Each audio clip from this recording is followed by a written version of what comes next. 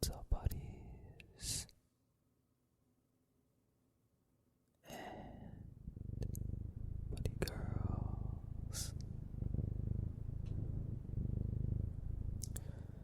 So, today we are going to be doing our part 2 of our history of ancient Korea. But before I get started, please bear with me and let me say a few things. First, I want to thank the people who have started to support me on TAD. There was only about 5 people for this week, but we ended up earning about $8 with just 5 people, which I think is really amazing. But that money is not going to go to me because we need to have at least 25 people supporting through the TAD app. So I hope more people will consider supporting through that app. I think it could help a lot, and it's only time. You don't have to use any money or anything. It's really simple. I have a link in the description, and you could just use that link to download it. That also supports me when you use that link. So if you have any questions about it, just ask in the comments. And also you can check out my rambling update video that I did last week, or the week before, I think last week. And it explains how to use the app and stuff like that. But if you have any other questions, just let me know. There's just 2 requirements for, TAD, as far as them paying me money. Right now, it's just gonna go into, a TAD bank or something. I don't know, just a little holding account. The 2 stipulations are you need 25 people, at least 25 people helping you for that week or month, and a minimum of $10. So we've almost hit the $10, and we haven't even come close to 25 people. We still need 20 more people. And that's only a little over 2% of my subscribers, so I think we can do it. Or I hope we can do it. Anyways, I think that's all I had to say for my updates. Let me think. I feel like I had one more thing to say. I don't know. If I think of it, I'll say it at the end or something. Okay, let's get started.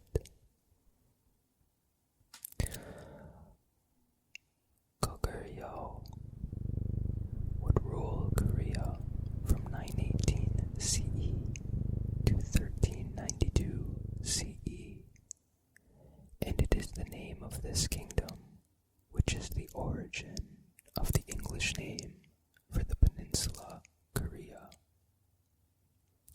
Wang Khan selected the northern city of Songdo, modern Kaesong, as his new capital, and declared himself king. For his contribution to creating the new state, he was given the posthumous title King Taejo, or Great Founder. The new state was not without its external threats, and the Kidon tribes to the north attacked Goguryeo twice. In 1033 CE, they were finally defeated, and a defensive wall was built, stretching right across the northern Korea border.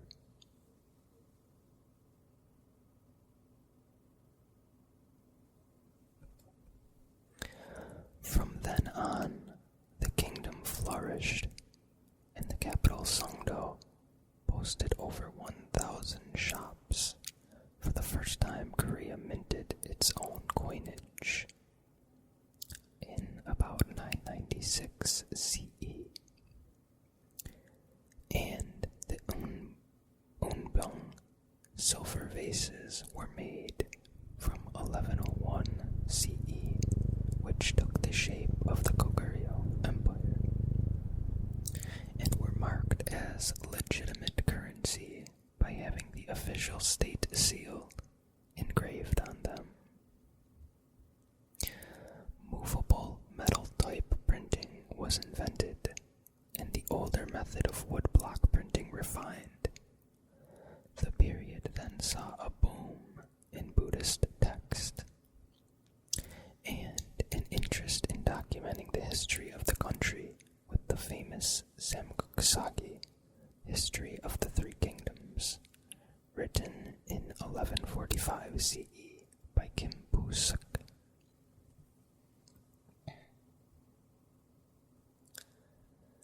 Prosperity had its downside, though, and resulted in a steadily increasing decadence among the ruling elite, corruption, and social unrest. Open rebellions broke out in 1126 and 1135 CE, which were ultimately quashed.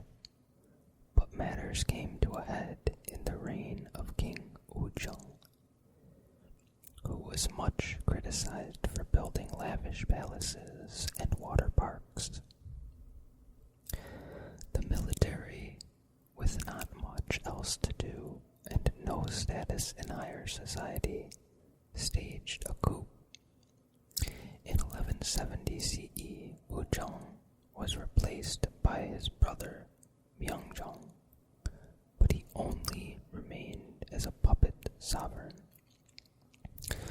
Decades of turbulent infighting between all levels of Goguryeo society ensued, with more coups, assassinations, and slave rebellions.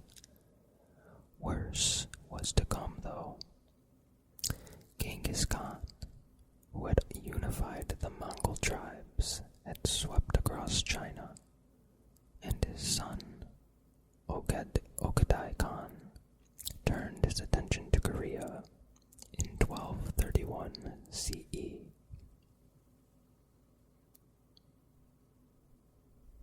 Goguryeo was forced to move its capital to Gangwon Island the following year,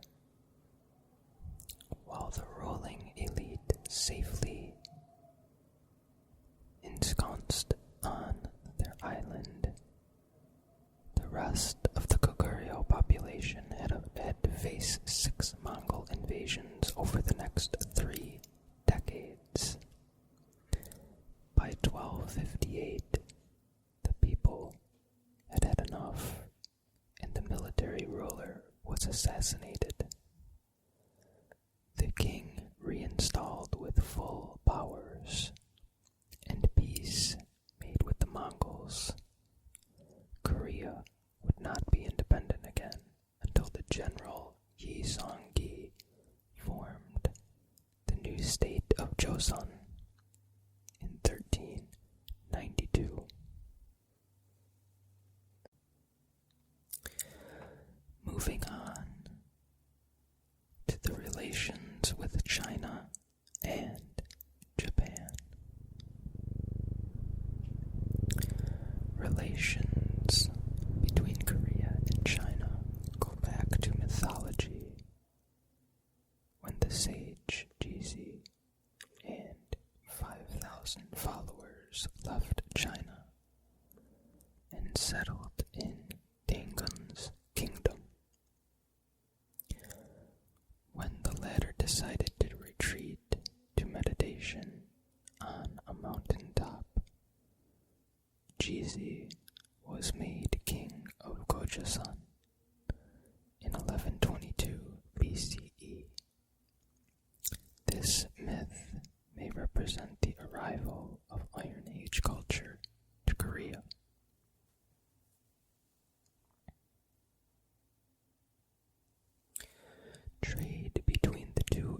things went on throughout this period.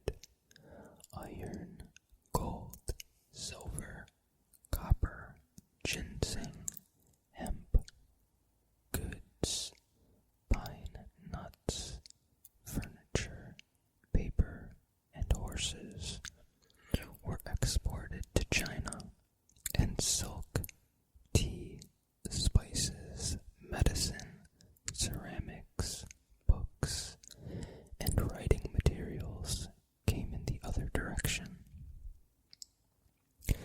Chinese culture was likely brought to Korea by refugees fleeing the 4th century BCE conflicts of the Warring States period. Archaeological evidence of this early cultural influence is perhaps best seen in the use of pit burial tombs in the Dedong River area and the frequent presence of horse trappings therein. Later cultural ties are more clearly defined, with Korea adopting the Chinese writing system. The kingly title of Wang, coinage, literature, and elements of art. Students and scholars frequently went to study in China.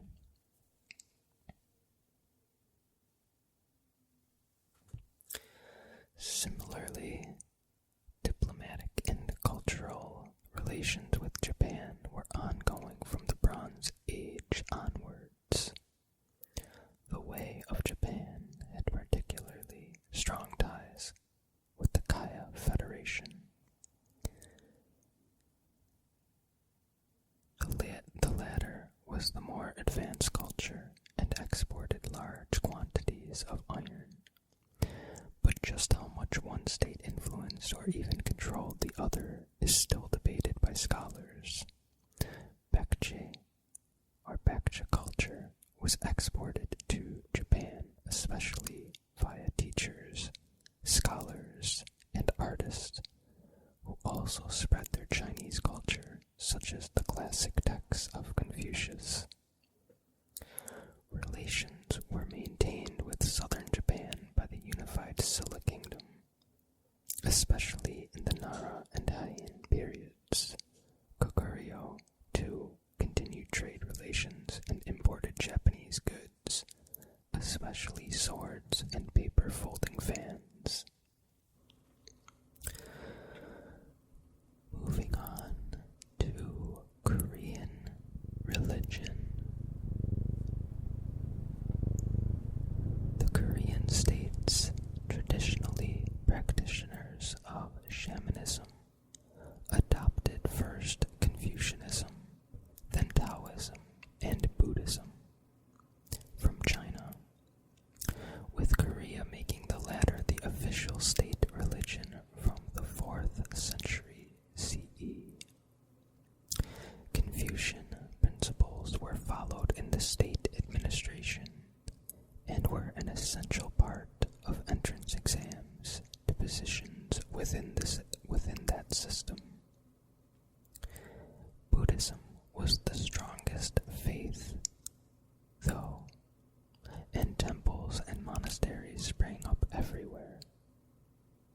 The Buddhist temple monasteries, with their landed estates, royal patronage, and exemption from tax, became wealthy, and the whole religious apparatus rivaled that of the state itself. Many such monasteries even had their own armed forces, recruited from warrior monks and the general populace. Buddhism was practiced not only by the elite families, which often sent a son to study at a monastery and become a monk, but also by the lower classes.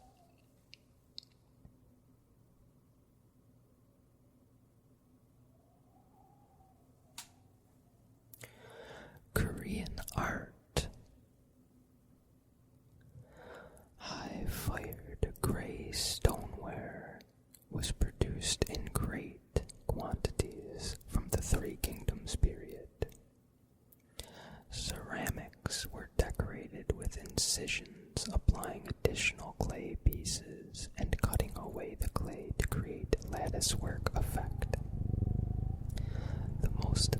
famous Korean ceramics from any period, though, are the pale green Celadons created in the Goguryeo Kingdom.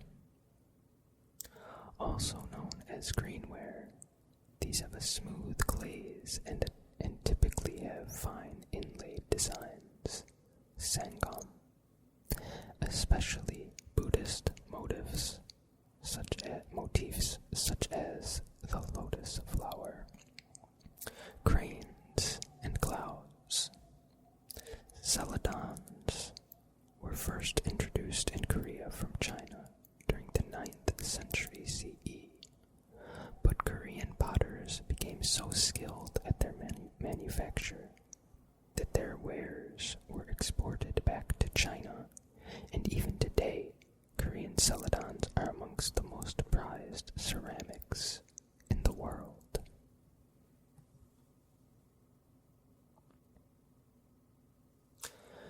Tomb painting is best seen in the tombs of Goguryeo. Over 80 of them have chambers decorated with brightly painted scenes of everyday life, portraits of the occupants, and mythical creatures. The paintings were made by applying the paint either directly onto the stone wall or onto a lime plaster base. Buddhist art was popular throughout the peninsula, and gilt bronze was used to produce expressive statues of Buddha.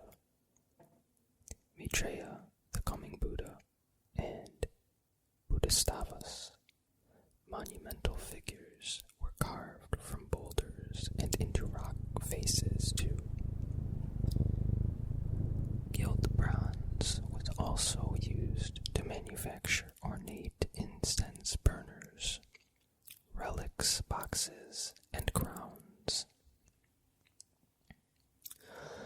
The most famous Korean crowns are those of the Silla Kingdom, made in sheet gold. These have trees and stag-like branches which represent a link with shamanism. Jewelry of all kinds was made using goldwork techniques such as wiring, punching, cutting, and granulation.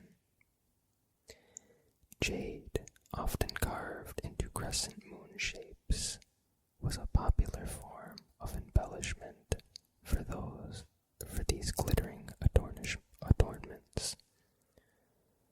Another skill of Korean metalworkers from the Unified Silla Kingdom onwards was the casting of large bronze bells, pamjong, which were used in Buddhist temples to announce services. And moving on to our last part, Korean architecture. The best surviving remains of Korean architecture from the period prior to recorded history are megalithic structures, fortification walls, and stone-lined tombs. Outstanding examples of ancient Korean dolmens are the table-type structures in Gangwa Island, which date to 1000 BCE. In the Korean Bronze Age, single standing stones or menhirs unrelated to a burial context and perhaps used as marker stones are also found across Korea.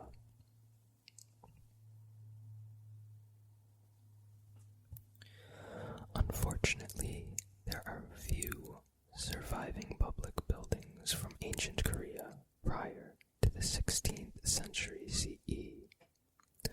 The architecture of ancient Korea is, then, best seen in tomb paintings and those structures which do still stand, such as the stone pagoda of the Baekje Temple at Iksan, which has 6 of its original 7 through 9 stories.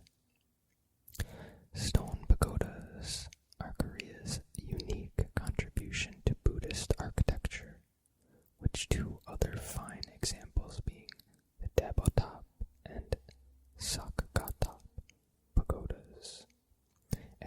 8th century CE Buseoksa Temple near Gyeongju.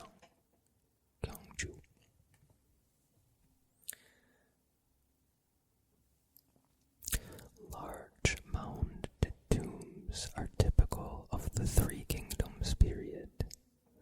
These are earth-covered mounds with interior stone-lined or brick interior chambers for the deceased, usually with a horizontal entrance passage, except Silla tombs which have no access point.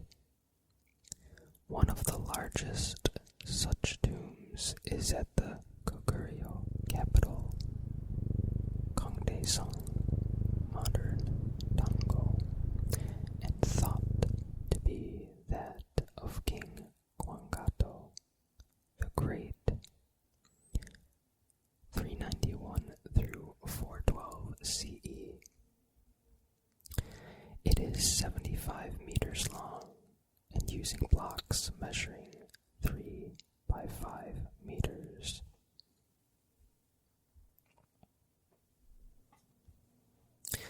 One of the outstanding stone structures from the Unified Silla period is the Buddhist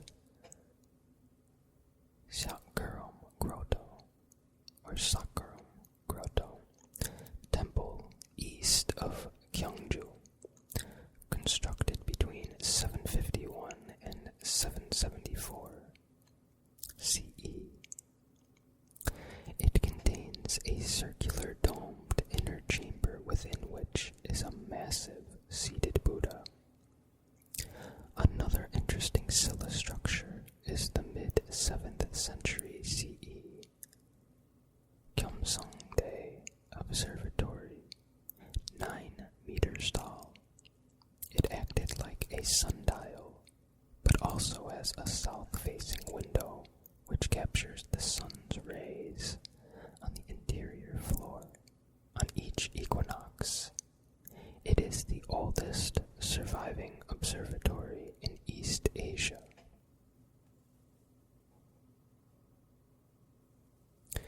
A good idea of the Korean architectural style for larger houses and palaces is seen in the 13th century CE Goguryeo Hall of Eternal Life, Muryangsujeon. I'm sure I butchered that. At the Buseoksa Temple in Yeongju. It is one of the oldest wooden structures surviving in the whole of Korea.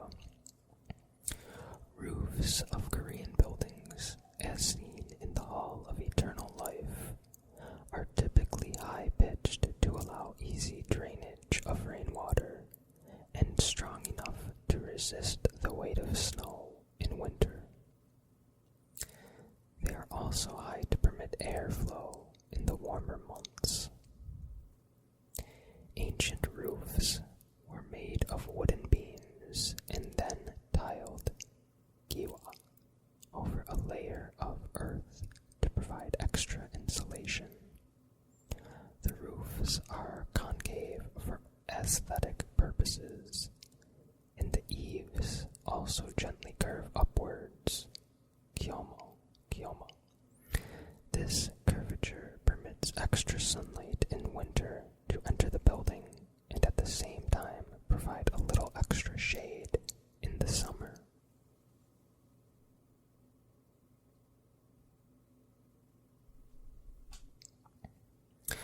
Interior walls of traditional Korean buildings, or Hanok, were made of wood and paper, often functioning as sliding doors.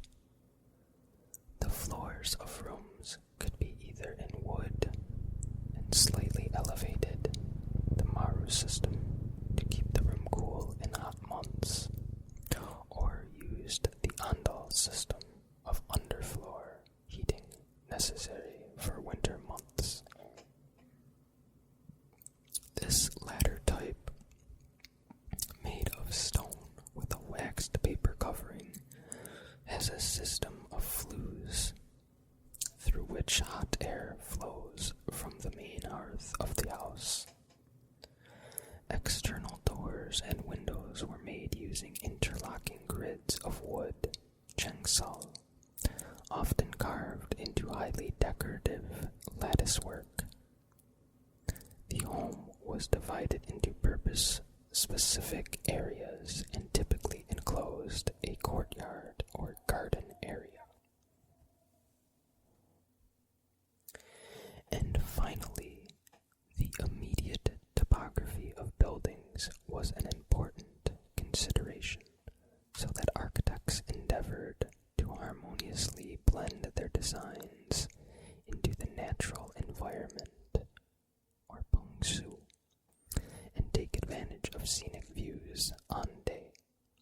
The best possible place was a site which was backed by mountains to block the wind and opened out onto a wide plain with a river running through it to provide the home with positive energy or ki.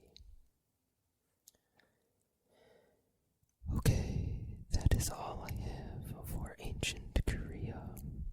I really hope that you all enjoyed this as much as I did. I will definitely be doing more of these types of videos, so don't worry. Other countries